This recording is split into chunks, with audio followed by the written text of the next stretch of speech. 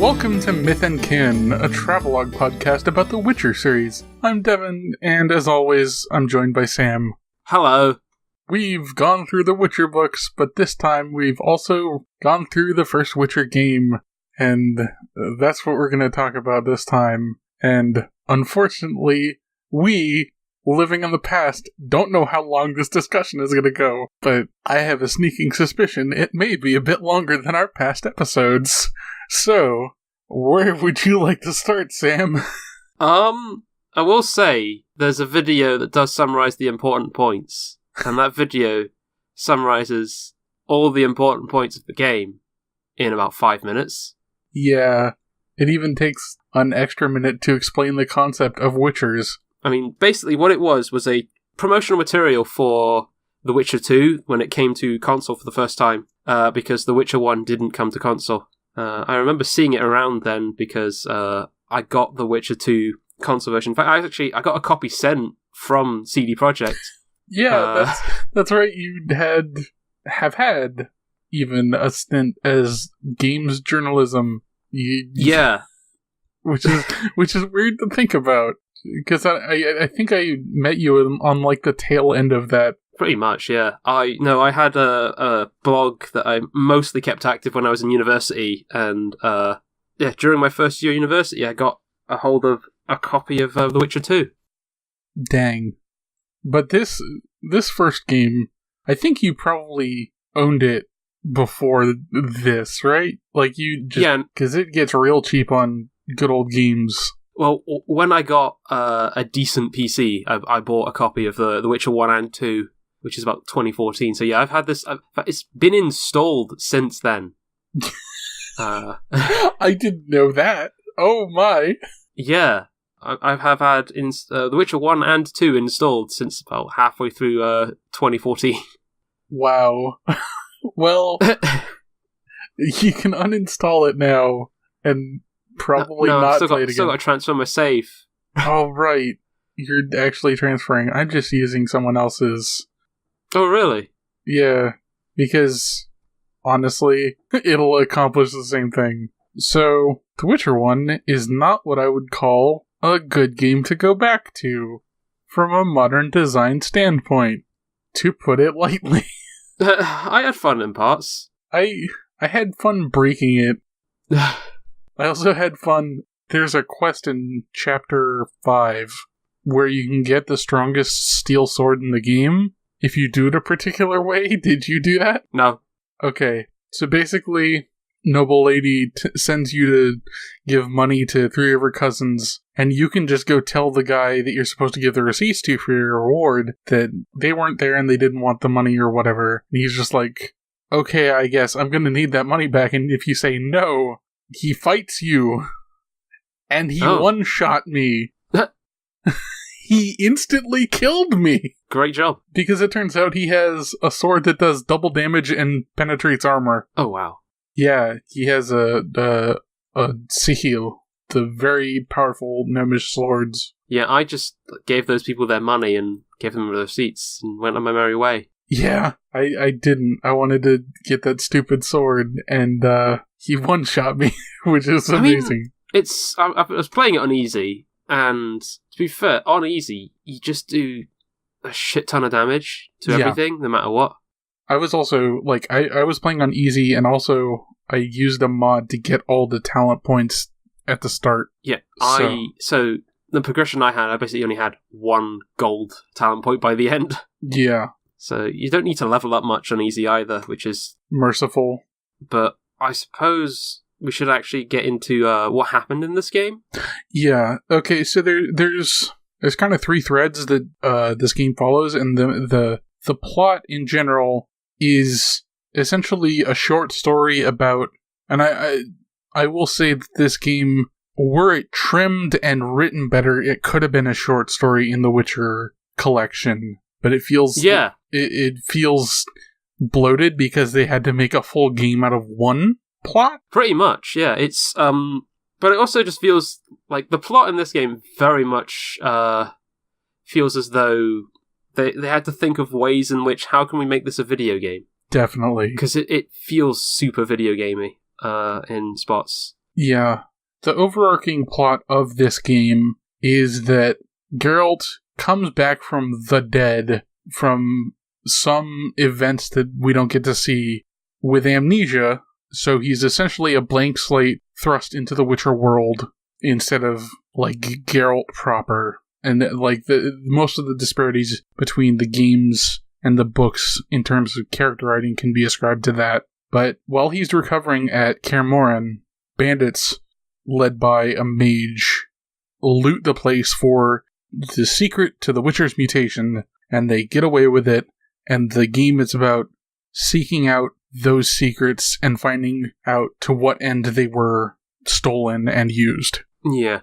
There's also a thread where they try really ham-fistedly to take a very video gamey spin on the arc of, like, Geralt getting to know Ciri as like his foster child with a character who is not mentioned in the summary of the game that Sam linked on Twitter, and it comes for Witcher 2.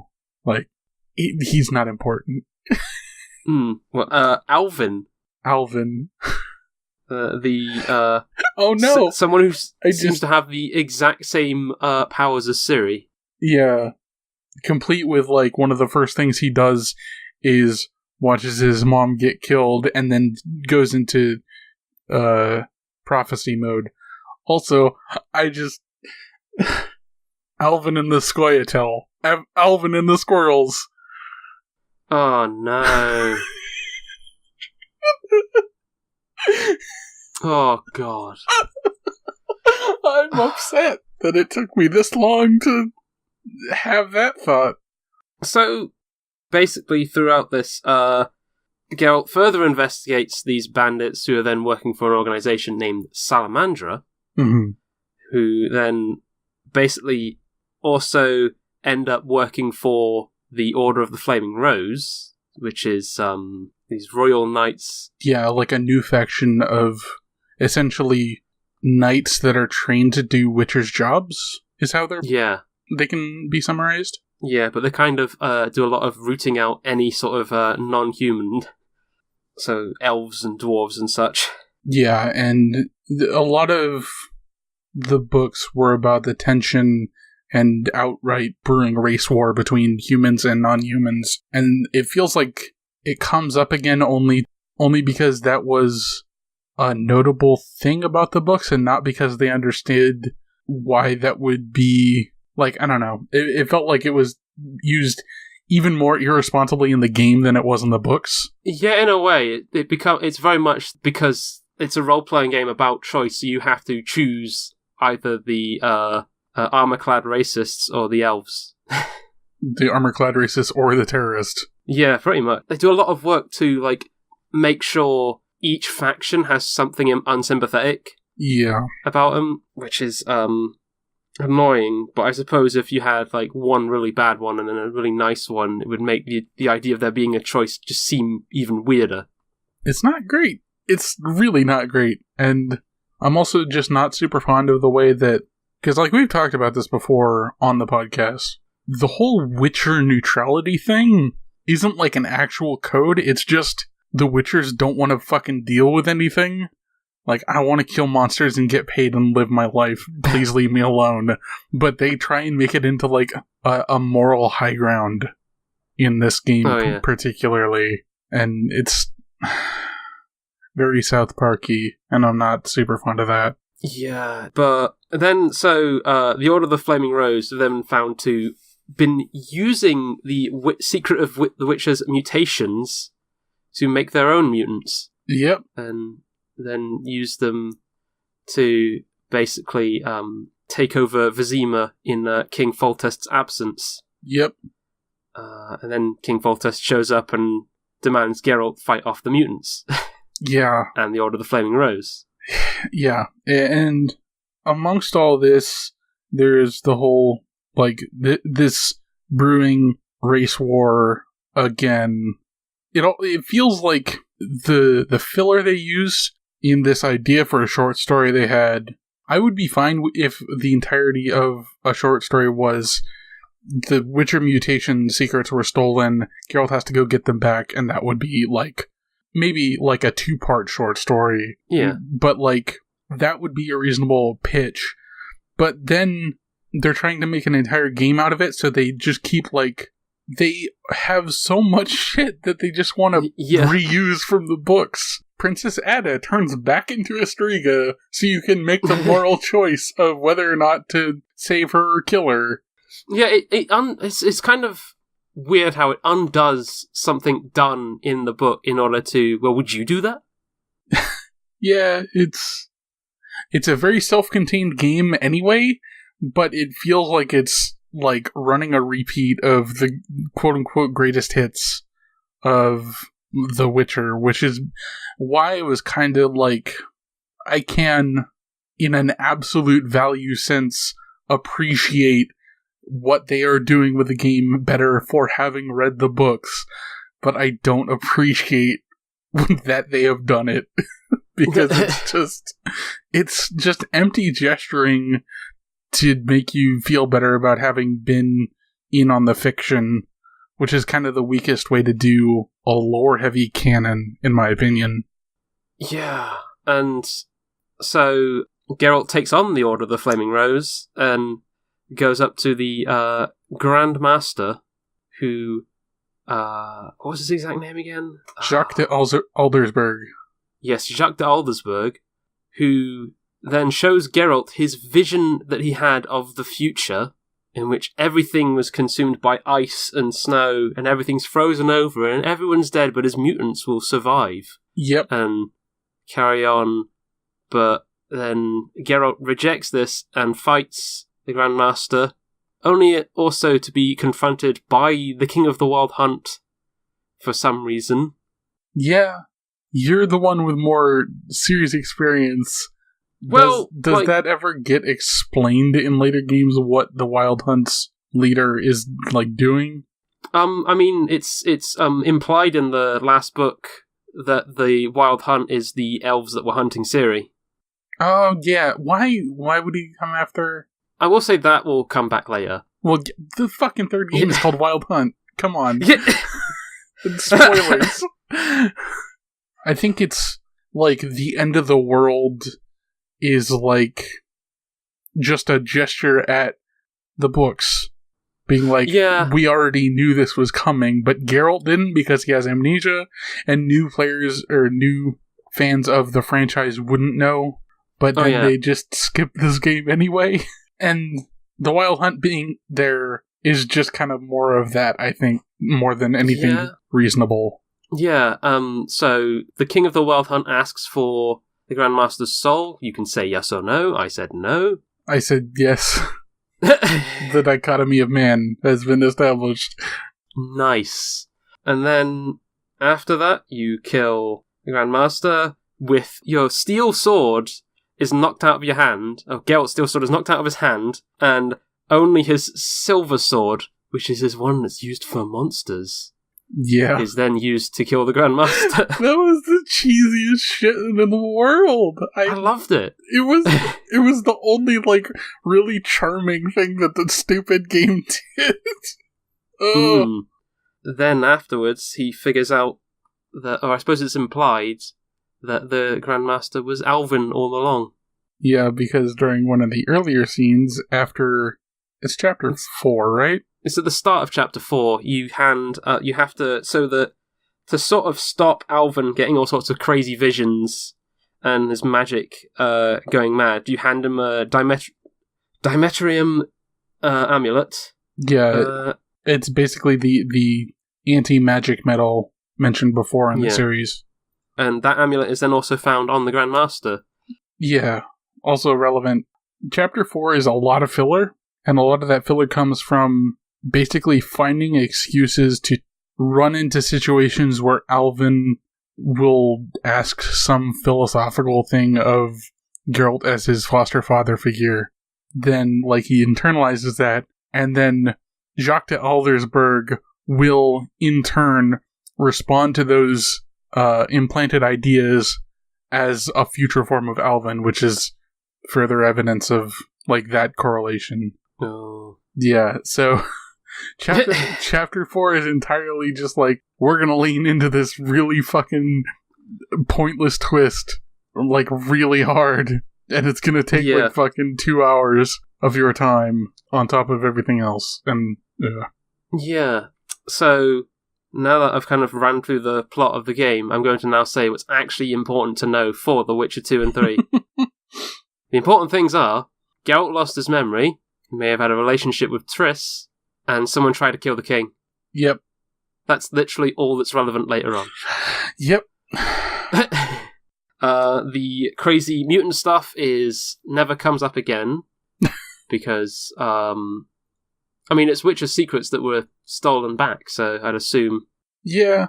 But, no, this game is self-contained in that it's, even the rest of the games don't really address it considerably. Yeah, it's entirely fine to just pass on this. Also, I want to note, because I made this connection a couple days ago, but the antagonist of this game is called the Grandmaster, and his grand plan is to create an advanced race of humans to take over and lead, humanity into the post-icy apocalypse wasteland. That's an alright antagonist. And I say that specifically because Fallout 1 has a character called the Master, who is the primary antagonist, whose goal is to turn every human into a super mutant that can survive in the radiated wasteland of Fallout. And that's cool, but it feels like I can't say specifically that this game ripped that off, but it feels a little too close to be not related to me. It's a very stock kind of plot that someone creates their army of super soldiers in order to survive some sort of cataclysm or out of their own paranoia. Yeah. But it's a thing that, can be particularly useful for video games because you're making big mutants, you've got video game enemies. Yeah. You've got specifically the ones that show up in Chapter 5 of this game. Big beefy assassins, boys. The Greater Brothers, which are the big ones. Also, while we're talking about the Order of the Flaming Rose, I also want to point out that, they're painted as, jackbooted racists, but also there is one guy who is, quote-unquote, the good one, who then, if he survives, he will come back to lead the Order, Siegfried comes back to lead the Order of the Flaming Rose in the future, which I don't know how they turn out in the future games, but I have a sneaking suspicion that that's positioning as, the crazy fascists are fine. It was just, the one guy that was the problem with this system. So I'm not gonna say that's, a hard demerit at this point, but I'm wary of how that's gonna turn out. I know how it turns out with the, and it doesn't turn out like that. Okay. Yeah, because, Siegfried is a decent dude, but the fact that the two paths in The Witcher 2 are the Order and the Scoia'tael again makes me a little anxious. Each time I've played The Witcher 2, I've always ended up going with the Scoia'tael. Speaking of going with factions, how did you pan out? I went neutral. You went neutral the entire game? I had to, because in Chapter 3, you have to side with the Order or Scoia'tael to progress, because they're the only people that'll give you the resources you need to move on with this elementary investigation. And then you get teleported away, and you have to decide between the Order and the Scoia'tael in the village thing, and that's when you can decide to be neutral. I went with neutral there. Okay. So, that's the point. So I was neutral up until that point in which I decided to side with the Scoia'tael. Oh. Because I felt like it. And I'm... You're going to have some trouble in Witcher 2. Am I?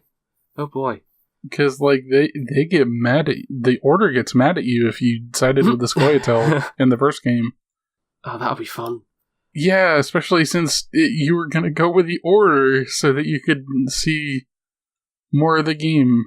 I wasn't even thinking about that, but no, I don't tend to see... I don't think I see Geralt as neutral anymore. And I think Triss, like, makes a point out of mentioning that, like, Geralt shouldn't remain neutral. Hopefully that will recover your memory, which is like a bunch of rubbish, to be honest. Like, I'm not sure that's how memory works, but Geralt's an idiot. And I think I'd assume he would take that seriously. Yeah. So I picked a side. Yeah, like, the thing is, the fact that there is a neutral option means that they knew they were talking shit when they wrote that line, in my opinion. Yeah. I do feel that the later games do emphasize having to pick a side. Yeah, and I it's a fucking meme. The thing is, like, play The Witcher adventure through a dark world where there is no good or evil, just choices and their consequences on the fucking start screen. And that's technically true, but I don't think those choices have significant enough differences to actually brag about. Yeah. And I think maybe Witcher 2 and 3 have more potential for that to be true. Well, we will get to find out soon. Fucking... We sure will. I'm excited. We are done with Witcher 1, and that's nice. I'm never going to play this again. I will say I had a lot more... I had a better time with this than the last book, which is not a lot to say. We also took like 3 times as long, 4 times. How long has it been since we recorded this? Holy shit. 3 or 4 months. Let me open my fucking Mediafire page to see when the modification happened. The end of June. Ooh. It took us 4 months to play this game. That's partly my fault out of injuring myself a bit. I was also trying to stream it, and then I couldn't keep up the energy to stream this fucking game. No, I ended up with a repetitive stress injury on my wrists, which kind of prevented me from spending a lot of time on games, and this being a role-playing game meant it would take a bit longer. Yeah. And also, like, mouse and keyboard only, especially. Yeah, like, I would have managed fine if this was a controller, and so I have a Steam controller which I use to play this game, which is a perfectly fine way of playing it, actually. I used a custom, like, control configuration I found on the internet somewhere. And it's also just the early game of The Witcher 1 is really badly paced. Yeah, the entire first chapter doesn't need to happen. Like, the prologue, fine. Chapter 1, nix it entirely. Yeah. Chapter 1 it's the environment and moving around it in the first chapter just feels like so much of a hassle because you have to walk around the entire thing and it just feels way too big. Yeah. And I feel that's something they even, like, fix in later chapters. Yeah. Like, none of them feel this bad. Except for, like, Chapter 4, which has way too many big fields. Yeah, but I don't think... It doesn't feel inconvenient to get around.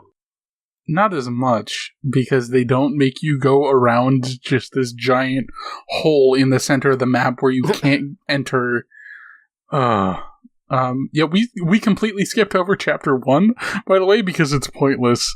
But, like, the plot of that is, like, Geralt tries to find out more about Salamandra, and then it turns out the entire village on the outskirts of Vizima is into, like, fucking child slavery selling to get fucking cocaine.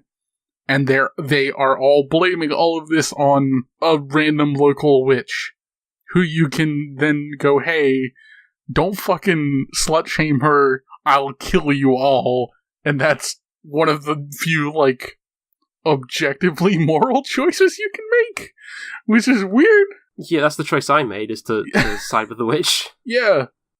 And they try and play it up like, oh, both sides, all that shit, but like now an entire village decided to literally have a witch hunt when they're all complicit in a child slavery trade. Like, it's... No. That's... And that's how they pitch. That's completely unrelated to the plot and how they sell you on the game after the tutorial. Oh yeah, no. It does feel like as you get through the game, they have kind of more of an idea how to make a game. Definitely. Ugh. Like, it does fall apart by the end. Yeah. But I had fun. I enjoyed myself. I didn't. But I lived. I kind of, like... The thing I was surprised by is after a point, I kind of, like, really got into the flow of the combat. As crazy as it is. I'm not... Between my max talent point stuff, I could just spam Igni and win. Like, ooh. I would wade into like 13 or 14 enemies and just hit Igni like 3 or 4 times and the fight would be done for the entire map. I mean, yeah, it's simple, and like I kind of like the combo system after a point because I realize you can combo between different enemies. Yeah, but point and click timed presses isn't great. No, it's not. It's not great, but I think the rhythm of it was kind of fun. Also, it's definitely designed for an isometric view, not over the shoulder, which sucks. The thing about The Witcher is it feels like a hack of another game. It basically is. Like, this is CD Projekt Red's fucking fan hack of fucking Neverwinter Nights, but with a Witcher campaign. And yeah.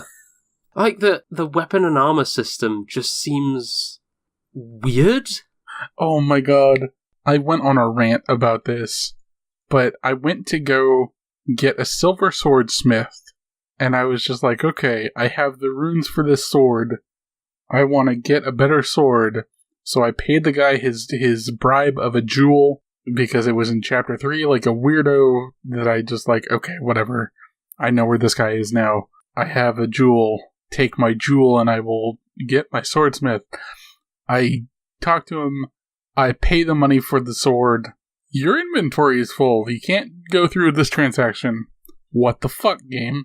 It turns out that you have to be holding a silver sword, but not in your silver sword slot, because it tries to put the new silver sword in that slot, and it does so by making a new silver sword, even though it's supposedly the original one that you need to have in your inventory to get rune put on it. Like, it's because, like, you can only have one slot per thing. Yeah. Like, your silver sword slot and your steel sword slot, you can't hold silver swords and steel swords in your inventory, which makes sense, like a practical thing. No one actually is going to carry a bunch of swords everywhere. But at a certain point, you have to consider, like, when there's swords lying around everywhere for you to pick up, this is a video game. Yeah. Also, the pick up all items option does not discriminate against weapons. So you will just pick up a sword or a heavy battle axe, and it will get slapped on your fucking hip slot, and it will be sticking up through Geralt's shoulder, because fucking video games. Yeah, I mean, I think we both used the mod that, like, opens up all weapon slots. Yeah. Right from the start. And that ended up being how I fucking actually finally got to use my fucking silver sword, because I took the silver sword out of the silver sword slot and put it in a different slot. And it was just like, okay, now I have 2 silver swords. Why? It's also just like, all those other weapon slots seem completely pointless because I never use any of those other weapons except for the steel and silver sword. Yeah, the one thing that I did was I put a torch in one of them once I fucking found one. And, like, that was good. The fact that you can attack with a torch is not good. It does 1 to 4 damage or something like that. It's awful. That's strange. I just, whenever I needed to see in the dark, I used the cat potion. Yeah, I didn't think to make a lot of cat potions until the end of the game, but there's not a whole lot of super dark stuff except at the start of the game and the end. Also, any dark area you can kind of get through without a cat potion. Yeah. Like, or without anything to see in the dark, because it's mapped out and it's pretty straightforward. You can hold a button to see any interactable things on the screen. Yeah. They'll all get their names above them. So, like, it's not, like, any particular need for it as much. Yeah. And it's a weird effect as well, because it lets you see in dark and doesn't brighten anything else up. Yeah, also, the way the dark renders is weird, like, I don't know how to describe it exactly, but it doesn't, like, kill lighting, it just turns everything to black as a texture. Yeah. So, like, the way cat will work in future games is it will basically be night vision. Yeah, like it basically should. If outdoors will seem extremely bright with a cat potion. I mean, that's what Geralt's silly irises are for. Pupils. That's the word I was looking for. Anyway. Yeah, I feel like early game as well was just like finding campfires and places to sleep or meditate was such an inconvenience, because that's like the way you level up and brew potions. Yeah. The fact that you have to relearn Igni and you can't just light campfires without flint otherwise sucks.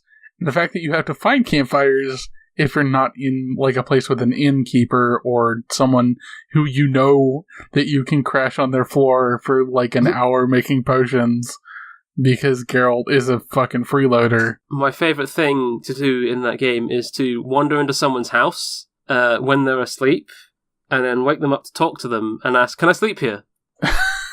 And then just rest. Yeah, it's so dumb. I also like how fucking between chapter 2 and 3, a lot of different fucking things change in terms of who is available as an NPC and where they are, but they don't change any of the locations. Like, so, like, if you go, like, there's a character who gets murdered as part of, like, a murder plot. It's stupid, whatever. But, like, this detective's house in chapter 2 becomes a dentist's house in chapter 3 with zero explanation or fanfare. I don't know. Between that and the sewers, it feels like, kind of like... Did you play Dragon Age 2?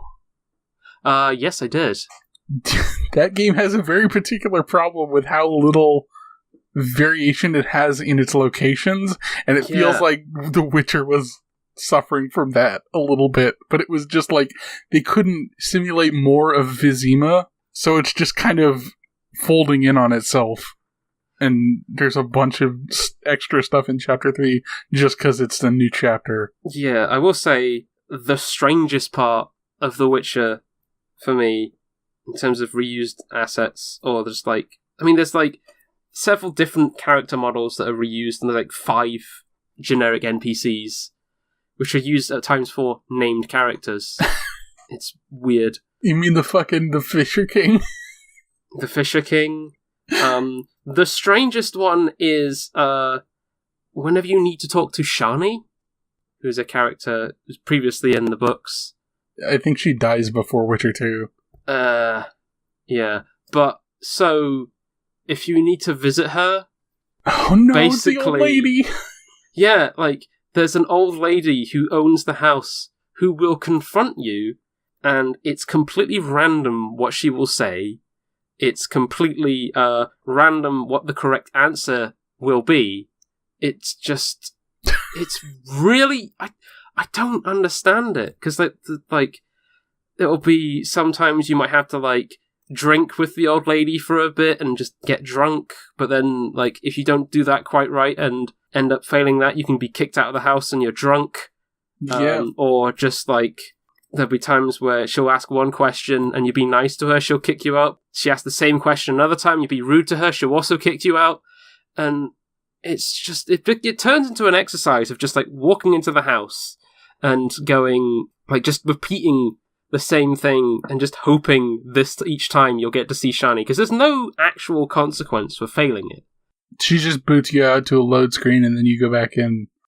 Yeah, and it's also like the woman is dressed in different clothes in times, just a different colour because it's the exact same model. Yeah. Over and over again, but it makes it seem like there might be more than one woman. I don't think that's actually the truth, but it feels like something that would do that, but it's cartoonish. Yeah. Also, she doesn't actually just trigger on you entering. She triggers whenever she's in a certain radius, so if you stand there for too long, she'll come back, and she can kick you out, even if you cleared it for that attempt. And it's just, oh, that happened, and it hurt me inside. Yeah. Also in this game, Dandelion just hangs about. Dandelion looks like a dumbass. Yeah, I mean, that's kind of appropriate. It's appropriate, but also, like, even... Oh god, also, I forgot to mention the Zoltan Chive has a fucking 1,000-yard stare. Holy shit. Yeah, it's, really... Just the way everything... I suppose because it's... Like, if you go back to a lot of games like that era, things just can look weird. Yeah, not to mention it generally meant for, like, isometric Neverwinter Nights point-and-click view. Yeah, which you can play this game in that viewpoint. Yeah. It just looks weird still. It's just odd. The weirdest looking model was the werewolf. Yeah. It looked like they'd just taken a large wolf model and tried to make it move like a human. We have to talk about the Golem boss fight. I just remembered that. Oh, fuck. So, it's a puzzle boss. It's a puzzle boss? There's a point in which you will have to fight a golem in order to get to a tower, which is like for some books. You have to get to this tower for... you have to get like a book in the tower for someone else. And that's like leading towards the investigation with finding Asa Javed. Yeah. But like to get in, one of the things you need to get into the tower is putting Sephiroth in particular altars. Yeah. And to get one of them, you need to fight a golem. But the way in which you should fight it is to make it so that it's in a particular spot, activate these 3 lightning pylons, and then just, like, let it soak up damage. The way I fought it was repeatedly hitting it with my sword for about 10 minutes. Yeah. Okay, so, like, you have to basically convince a druid to be like, okay, we'll call a storm, but you'll have to, like, make sure it gets hit by lightning yourself. And then he goes, also, there are some pylons around that, and you should probably make... Like, you can charge them with power, and they will summon down lightning for you. And then he's just like, make sure the golem is inside the triangle they form. He doesn't tell you that you have to hit the pylons in a clockwise order, or the lightning will hit you. Oh. Yeah, and, even with maxed out Geralt like I had, 3-shot me. So... Geralt is as powerful as a golem, because that's also true of the golem. It will basically do 1/3 of its health and damage, and you have to lure its lumbering ass between these 3 awkwardly shaped pylons in this triangle. And I did this, and it took me... Because, like, I fought the thing like Sam did, but because I was, like, all jacked up on cheats, essentially, it didn't take 10 minutes. It took, like, 3 or 4. It took me, with attempts to do this and failing, about as long as it took Sam to beat it. So there's no right way then, is what you're saying. Yeah, no. unless you're like a speedrunner and can get consistent, but then you'd be a speedrunner of The Witcher 1, so you're already doing something wrong. There's also just like a music that play the song that plays during that fight and multiple other like major fights where there's just like it's the dramatic strings, but there's just like this heavy guitar that comes in, and it just sounds like so much. It's ridiculous. It is ridiculous. Also, speaking of like echoes of the books, there's a banquet you have to attend, and you play politics, and Geralt doesn't have to be convinced to take his headband off and like mingle, so it's objectively worse. Yeah, no, and it's also just like, so the thing about this game is that most women, especially named women, can be slept with in this game. The romance card. Yeah, my god. Basically, you get a card for whenever you sleep with a woman in this game, and it just feels like it's really easy to get a lot of the cards, actually. It's like two sentences and you've boned a lady. Like, you'll meet someone and you just, like, 2 sentences, or like, and, oh, I want a piece of candy, or oh, I want a ring, and if you've got that, and you give them that, and then you sleep with them, and that's what happens. And it's like the random dryad in the forest who's just like, oh, I love to fuck you, but only if you bring me a wolf pelt, and it turns out I was already collecting wolf pelts because I had a quest for that, so fucking dryad sex. Yay. It's kind of a misguided attempt to make an adult video game, because it feels... Again, that's something that's too video gamey for this. Yeah. I mean, there's all sorts of things wrong with turning that into a collectible. No shit, the sex cards are a bit much. Also, fuck, I completely neglected to talk about this, but at the end of Act 3, when it's revealed that Princess Ada is working with Salamandra, and Wisher and Geralt is just like, oh, can I have one final request before you kill me? And he's just like, I want a kiss. And she goes, that's scandalous, but the last wish is a sacred custom. And it's just like, oh, like the last wish. The fucking story, you dumb motherfucker. I hate this game. There are many, like, sly, well, not even sly, not even subtle, not even well done, like, slight references to stories. Yeah. When at one point Geralt is referred to as the Sword of Destiny. Yeah. By the Lady of the Lake. Yeah, who is a different Lady of the Lake from Nimue. Yes. I also I hate Dandelion. Because it feels like, even, like, in general, I'm not fond of him. But in this game in particular, he feels like even more of a fucking author mouthpiece. Because, like, in Chapter 4, he's just like, Witcher, this feels like a pivotal moment. What you do will have consequences. Just like, fucking chill. Yeah, it's, the thing is also, like, Geralt's, like, almost because he's a video game protagonist now, he's a non-character. Like, he has no personality, really. Yeah, that's also why it, like, doesn't Witcher 2 involve him getting some to all of his memory back? Sure. I only got to, like, the town after the prologue in my short time with it.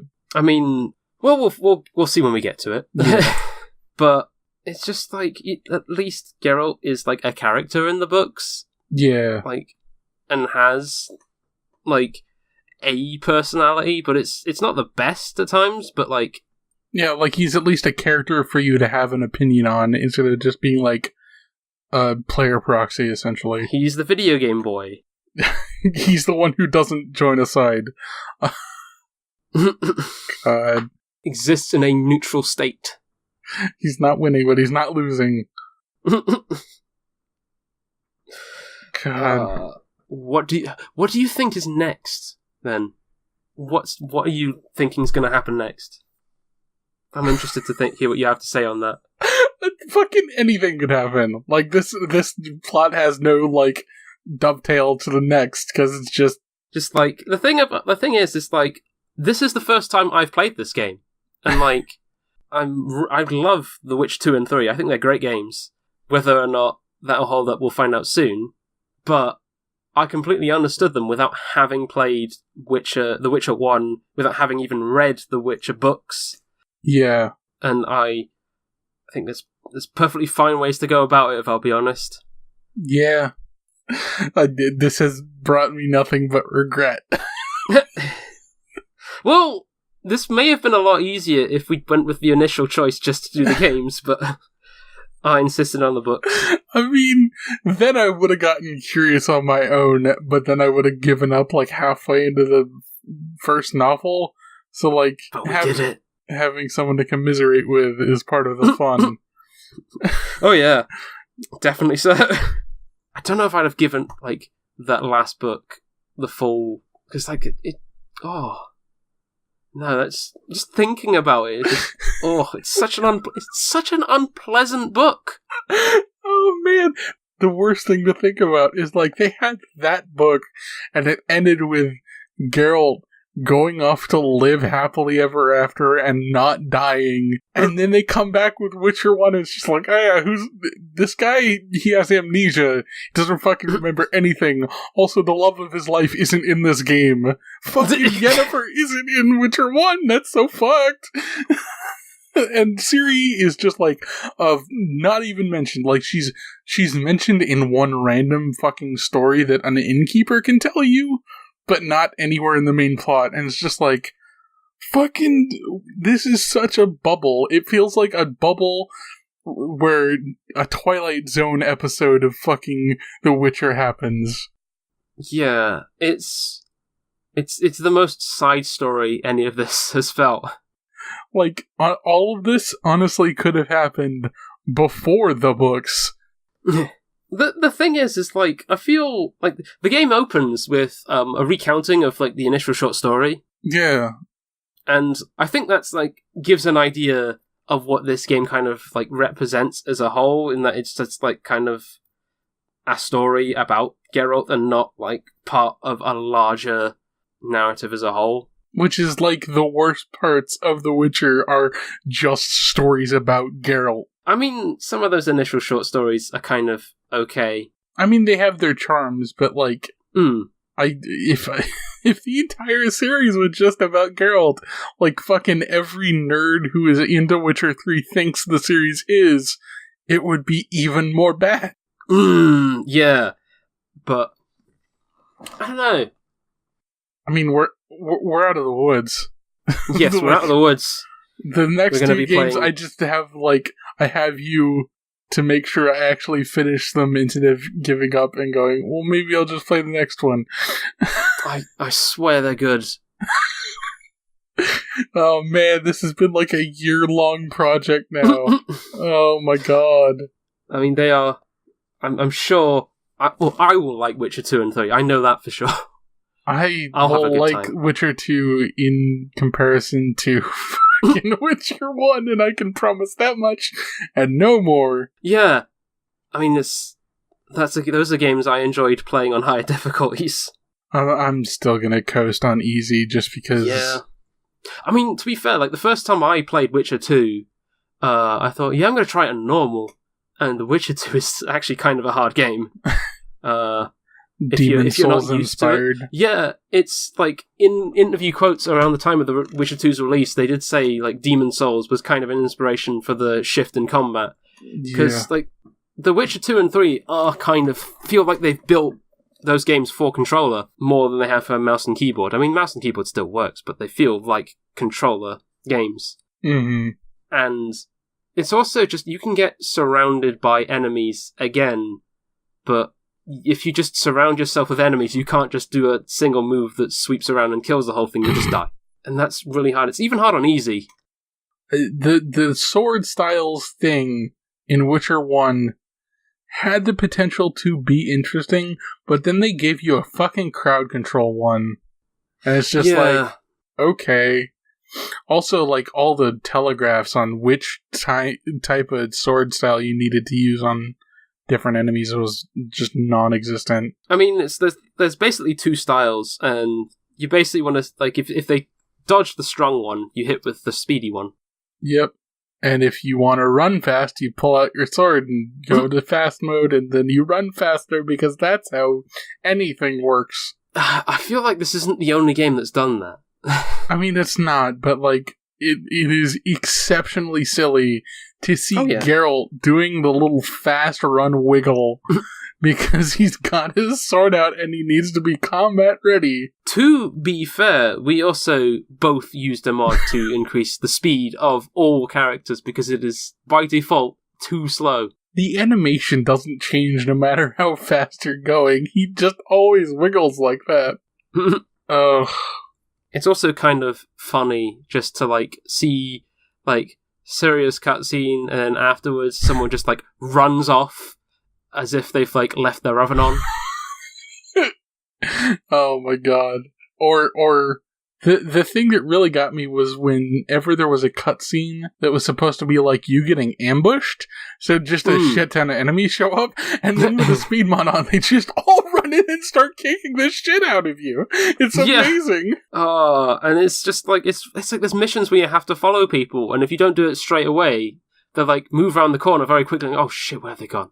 Like the one kid who comes to get you for the bank heist thing. He just fucking bolts. Goodness. Oh yeah, there was a bank heist. There was a bank heist. It's completely irrelevant. Yeah. That's how fucking pointless this game is in all of its writing. It's just like, oh, there was a bank heist. Oh, there was a village full of child slavers. Oh, there was, like, fucking, I don't know, a dentist who collects monster teeth. Like, fucking... Whatever. There's a murder mystery.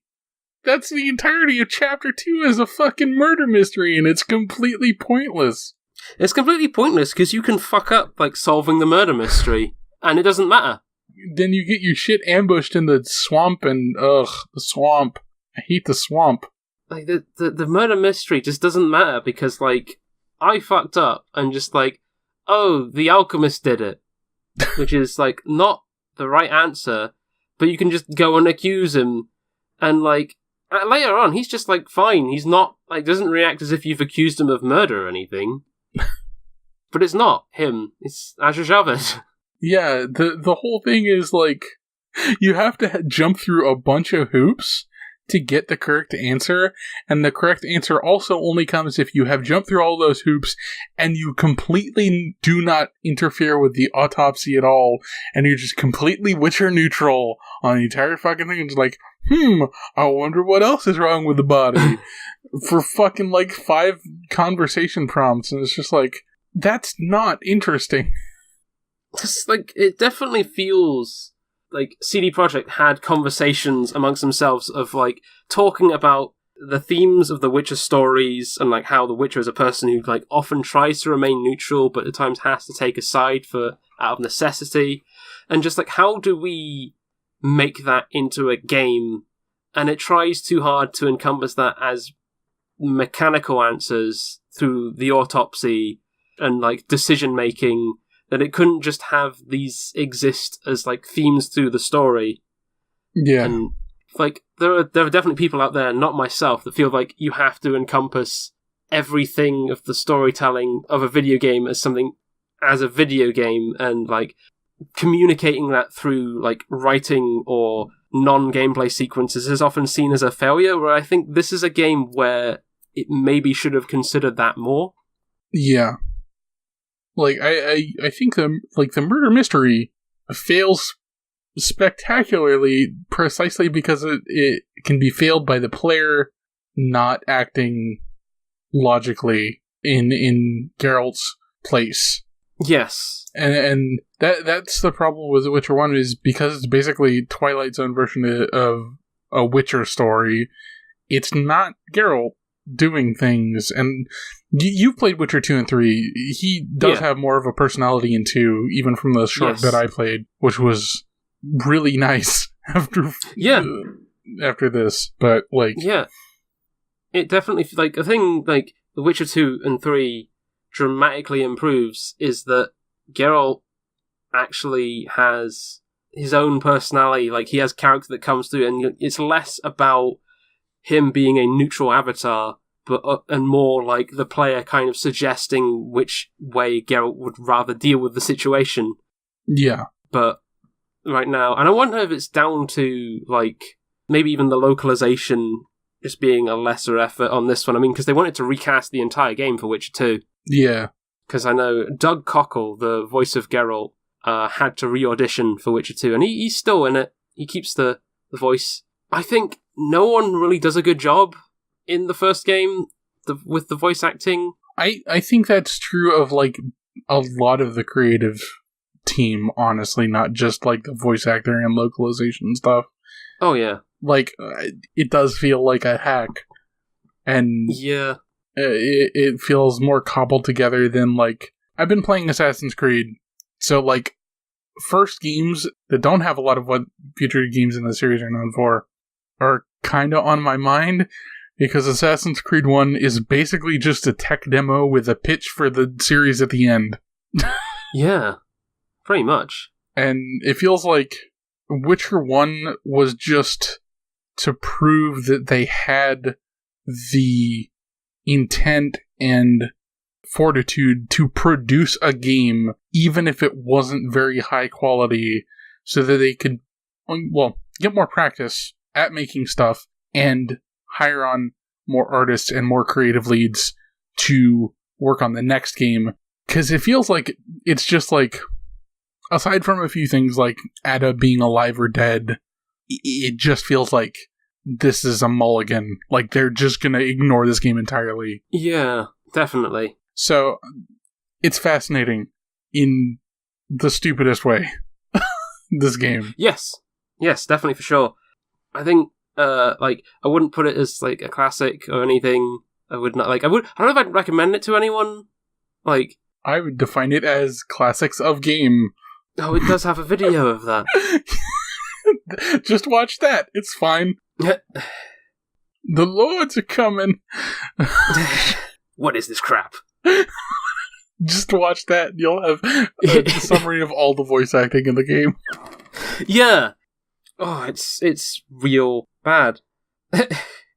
But, like, I think, like, Doug Cockle really does, like, grow into the role of Geralt in future games. I think probably the problem with the first game was the localization didn't have a good voice acting director. Because, like, he's fine, but, like, those line reads were awful. Yeah. For, like, fucking 30 hours of my life. Holy shit. This is not a short game. I have no idea how long I spent on it, because it doesn't have an in-game timer. Yeah, me neither, and I've already accumulated time, and I didn't play it all over 2 weeks, because that would kill me. And that's the only thing you can track on Steam without looking at the total. The second game also does not have an in-game timer. Okay, Witcher Enhanced Edition, I have apparently 31 hours on... Wow. Yeah, 30 hours. So I guess it was less than 30 hours of my life. Sure doesn't fucking feel like it. I think The Witcher 2 would take you that long if you played it like a normal game. Without cheating. Yeah. I mean, to be fair, the first Witcher game doesn't deserve my legitimate playtime. Yeah. It's just really poorly designed. Witcher 2, I'm gonna play it with, like, the only thing I'm gonna mod in is the infinite curry stuff, or like the everything weighs 0. Yeah, inventory management I would recommend putting in a mod on, but like the rest of that game plays fine. Yeah. Like can start off feeling quite hard, but that's a game that gets easier as it goes on. I mainly had trouble with getting a grip on the controls, but I also ran through the tutorial or like the prologue a few times while testing some stuff. So that game's had some changes since its initial version, because like it didn't even have a tutorial to start with. I'm aware of. Oof. Yeah. Or it just like straight up like threw you in like battles where you just get murdered immediately. Nice. But it like the enhanced edition, which was like released on console and PC at the same time, is kind of what rebalanced a lot. People became a lot more favourable to. But yeah, I suppose because we're now actually not talking about The Witcher 1 and starting to talk about The Witcher 2, do we have any questions about The Witcher 1 or anything in general? I believe we have one from Twitter and one from email. Let's go for the one from Twitter first. Yeah, I'm not aware of whether that's a silent K or not in that person's name. I've never asked them, actually. I should. Apologies for any mispronunciation. I've never heard your name spoken out loud. Joseph Noop asks, do you think the Witcher games added or lost anything by making Geralt more gruff and definitely less prudish, and vice versa? That remains to be seen for me, because I have only played the first Witcher game, and like we discussed, it's kind of a Twilight Geralt more than an accurate representation, but I think, like, it wouldn't surprise me to find out that he's a bit more generic, gruff, older male character. Because his weird foibles, like his fucking headband, are probably not going to show up in the games, and that's kind of a shame, because that was amusing. They were little touches of weirdness. Geralt definitely feels like, as much as, like, he definitely does, like, slightly blend in a bit with, like, several other video game dads, the sort of gruff protagonist. I think he's kind of one of the better ones of those, in my opinion, but it remains to be seen how that comes forward. Yeah. Yeah. Hope that's kind of answered your question. We'll see. I will have opinions on games as we play through them, and Sam has opinions that will be refreshed as we move through the games. Yeah. As well as that question from Twitter, we have a question via email from Leroy, friend of the show, who is also playing along with us, which is... commiserations. A damn fool thing to do. Not so much later. I mean, he played through the Witcher one before we did. Ooh. Okay, so he writes, I appreciate the Witcher game for being a touch self-reflective and self-aware of its portrayals of more cynical and unsavory aspects of masculinity, and how common sense values and styles of advice/nurturing often lead to disastrous results if taken all the way down to some kind of artificial full actualization. This is referring to the kind of philosophizing you can do towards Alvin that he then internalizes for his time as Jock to Eldersburg. Back to the email and not me explaining things. I would be a fool to say that this makes the game story work or worthwhile, because more often the writing and plot is hypocritical or incoherent out of both malice and incompetence. So I ask, are there any RPGs that you appreciate for having self-aware themes and characters? And a second part, could Witcher 1 be changed, added to, or interpreted into having something concrete to say? If so, what themes would that be, and how do you think it would be accomplished? Okay, so, first part of the question, are there any RPGs that you appreciate for having self-aware themes and characters? The Witcher 3. Oh, that's a cop-out answer. No, I'm trying to think. I mean, like, the obvious answer is Undertale, isn't it? Yeah, probably. Yeah. And also, my JRPG-loving self wants to say certain Tales entries. I like Symphonia and probably Xillia 2, off the top of my head, and Zestiria. Yeah, but my experience with Western RPGs is comparably small to my experience with JRPGs is small. Most of the JRPGs I've actually finished are like the later BioWare ones from Mass Effect onwards, and yeah, I think it's mostly like, and Dragon Age is willfully at times not self-aware. Ugh, yeah.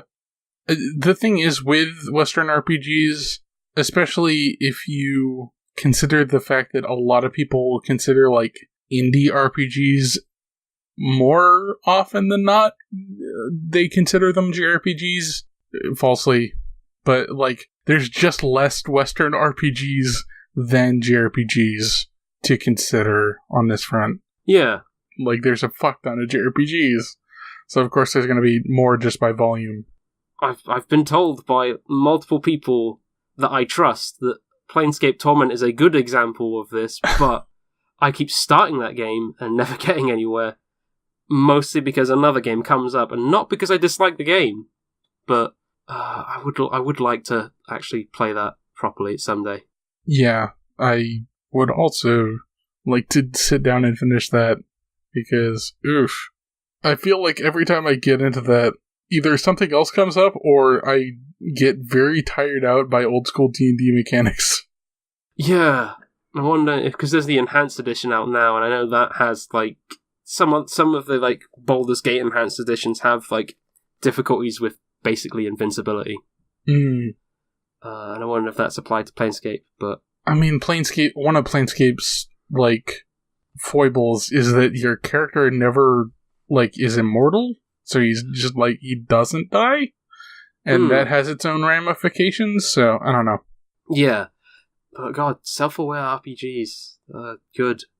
So the problem with self-aware in video games is it often means just like, a game just pointing out, like, faults and just having them still. Yeah, either that or they're comedies, and they're not very well written, usually, in my opinion. Like, if they're relying on, like Breath of Death or something. Oh, God. Self-aware is maybe a bad term for this, because I feel like maybe it would be better to say they have, like, resonant themes and characters. Like, they seem less hollow, because I feel like The Witcher has some really just, like, hollow attempts at theming. Yeah, it's I think a good, like, example is something that's, like, understanding of the genre, understand where the failings are, and, like, actively tries to avoid them or embrace them in a way that still can show positives from failings. Yeah. I want to come back to this question when we've played some more of the games, because I think that could be an interesting one to address. Yeah. Later on, as we're, like, chronologically following through these games. I don't want to necessarily, like, encompass too much of, like, what comes on later on. Yeah. And I'd need to refresh myself as well. But I do feel sometimes I don't play enough, like, that stuff that isn't, like, the major AAA or, like, major talked about, like, indie games sometimes, and maybe I should, like, branch out a little more. So I don't know if I could find a good answer to this. And, like, the problem with a lot of big AAA is that it's not quite self-aware sometimes. Yeah, it also feels like it's chasing trends at kind of a few years gap at times. So, I don't know. Yeah. Would you say Yakuza is an RPG with self-aware themes and characters? Partially. I would say it's very self-aware in some of its characters and very ignorant and conservative in some respects. Yeah, I kind of expected that. Yeah. Okay, so, second part of this question, could Witcher 1 be changed, edited to, or interpreted into having something concrete to say? I mean, Geralt has the speech as he's facing the Grand Master, where he kind of tries to convince that humanity's worth saving, and, like, it feels like it's starting to break away from the cynicism of the books a little bit at that point, which I kind of appreciated, because those books are terrible. Yeah. Like, the thing I kind of appreciate about this game is it's a step away from how mean-spirited and myopic those books are. Yeah. The problem I have is it doesn't really go anywhere with it. Yeah.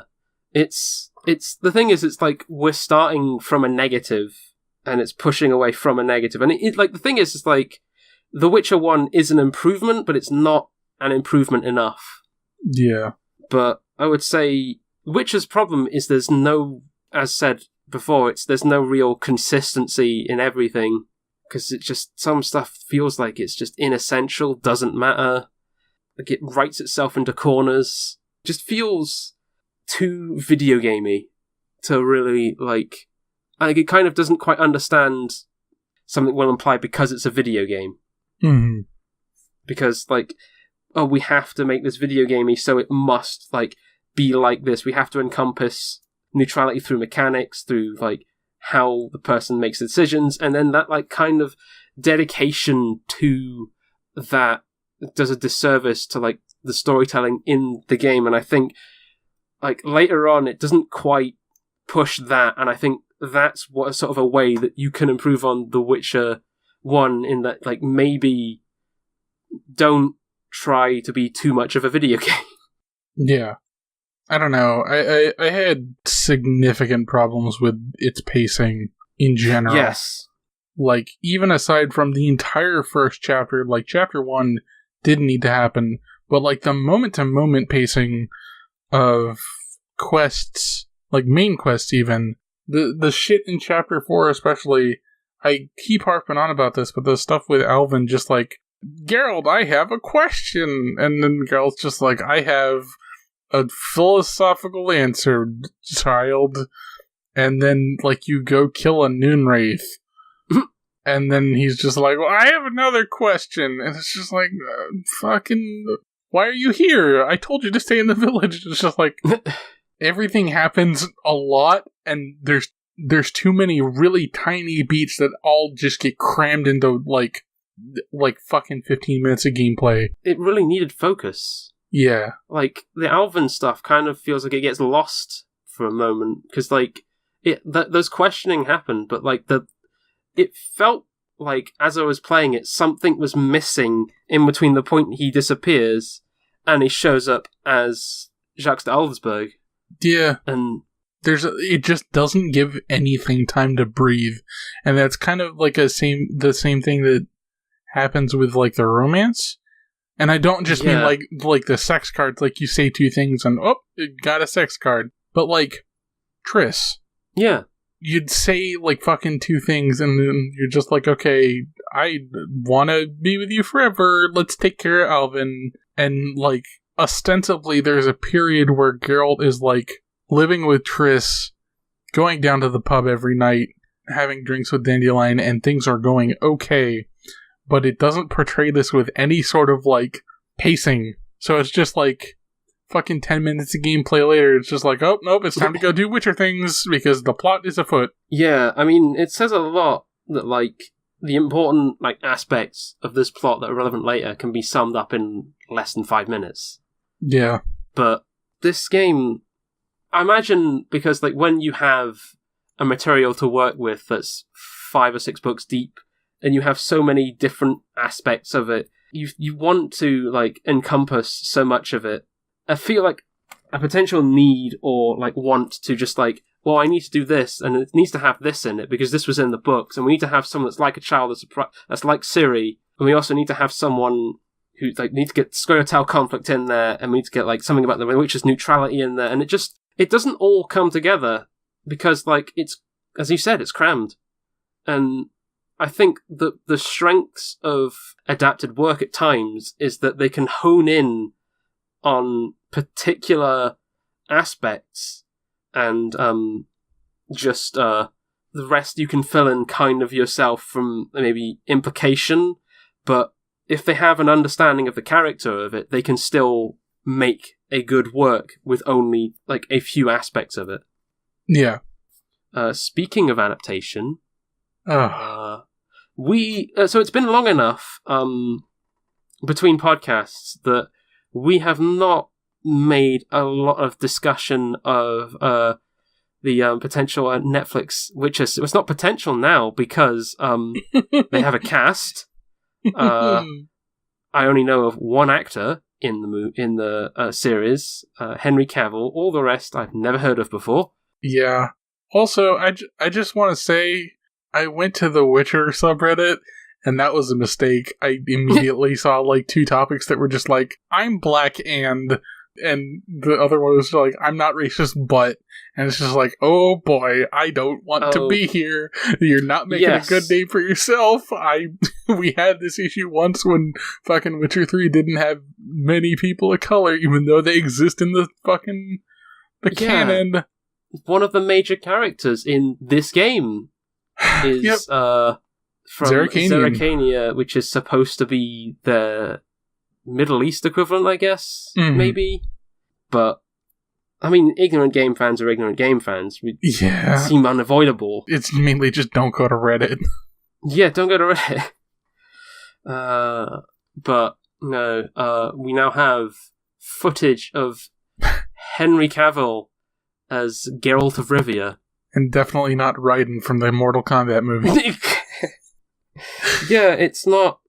It definitely does feel as though he had his Halloween costume prepared and came into the office The fact that he's, like, extra clean-shaven is what gets me. Like, not even a little stubble? Come on.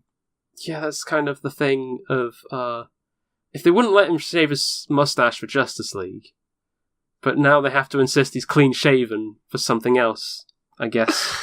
Ugh, what a mess. It's, studios flexing their facial hair powers. He'll just drink an elixir, and it'll grow back. Fucking The Witcher. I don't know. We're gonna CGI on some stubble this time. Along with his fucking eyes, because he just had completely normal eyes in that screen test. Because it was a screen test. Yeah, it's a screen. I mean, that's the thing. It's a screen test, and I think it's a work in progress. And to be honest, like, it's probably not going to quite look like that. I don't know if, like, it could still look like that, but it's just, like, it could change from now. But I guess we'll see.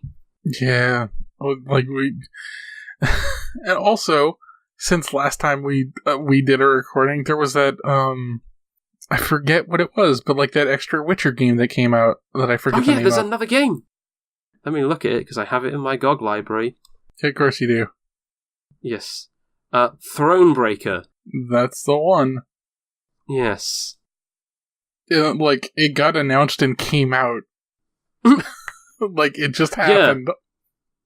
So, my opinion is another game's been added to our journey. Yep. I hope you like card games. Oh no, I forgot it was a Gwent. Yeah. It's a game where the battle mechanics are done with Gwent, which is a mod you can get for Witcher 3, which does look very funny, but I'm not gonna play Witcher 3 with Gwent. Yeah, no, you want to have, like, a life at some point while we're doing that. I'm gonna, like, fucking mod 150-hour RPG to be even longer.